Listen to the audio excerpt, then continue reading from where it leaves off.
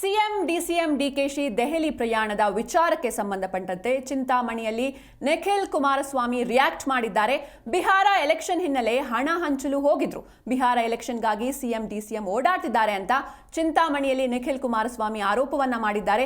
ಇಲ್ಲಿನ ಹಣವನ್ನ ಅಲ್ಲಿಗೆ ಕಳುಹಿಸಿಕೊಡಲು ಓಡಾಟವನ್ನ ನಡೆಸಿದ್ದಾರೆ ಅಂತ ಚಿಕ್ಕಬಳ್ಳಾಪುರ ಜಿಲ್ಲೆ ಚಿಂತಾಮಣಿ ನಗರದಲ್ಲಿ ನಿಖಿಲ್ ಕುಮಾರಸ್ವಾಮಿ ಆರೋಪವನ್ನ ಮಾಡಿದ್ದಾರೆ. ಕುರ್ಚಿ ಉಳಿಸಿಕೊಳ್ಳಲು ಎಮರ್ಜೆನ್ಸಿ ಘೋಷಿಸಿದ್ದಾರೆ. ಇಂದಿರಾ ಗಾಂಧಿ ತಪ್ಪು ಪಾಲಿಸಿಯಿಂದ ಹಣದುಬ್ಬರವಾಗಿತ್ತು. ಈಗ ಅದೇ ರೀತಿ ಸಿಎಂ ಹಾಗೂ ಡಿಸಿಎಂ ಡಿಕೆಶಿ ದೆಹಲಿ ಪ್ರಯಾಣವನ್ನ ಮಾಡಿರೋದು ಬಿಹಾರ ಎಲೆಕ್ಷನ್ ಹಿನ್ನೆಲೆ ಹಣ ಹಂಚೋದಕ್ಕೆ ಹೋಗಿದ್ರು ಅಂತ ಆರೋಪವನ್ನ ಮಾಡಿದ್ದಾರೆ ನಿಖಿಲ್ ಕುಮಾರಸ್ವಾಮಿ.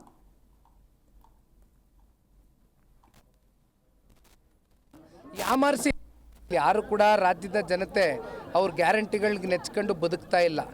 ಜನಕ್ಕೆ ಇವತ್ತು ಬೇಕಾಗಿರ್ತಕ್ಕಂಥದ್ದೇನೋ ಸ್ವಾವಲಂಬಿಗಳಾಗಿ ಸ್ವಾಭಿಮಾನದ ಬದುಕನ್ನು ಕಟ್ತಕ್ಕಂಥ ಮುಂದಿನ ಸರ್ಕಾರಗಳು ಕೊಡ್ತಕ್ಕಂಥ ಕಾರ್ಯಕ್ರಮಗಳು ಬೇಕು.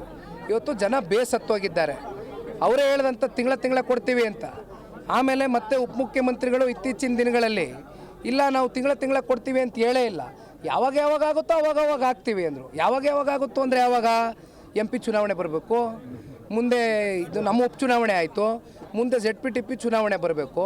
ನಿಮಗೆ ಯಾವಾಗ ಜನರನ್ನ ಚುನಾವಣೆ ಸಂದರ್ಭದಲ್ಲಿ ಓಟ್ ಗಿಟ್ಟಿಸ್ಕೊಳ್ಳೋಕ್ಕೋಸ್ಕರ ಯಾಮಾರಿಸಿ ಒಂದ್ಸಲಿ ಓಟ್ ಹಾಕ್ಸ್ಕೊಬಿಟ್ರೆ ನಮ್ಮ ಪ್ರಜಾಪ್ರಭುತ್ವದ ವ್ಯವಸ್ಥೆ ಅಂಥದ್ದಲ್ವೇ? 5 ವರ್ಷ ಪಾಪ ಜನ ಏನು ಮಾಡ್ಲಿಕ್ಕಾಯ್ತು?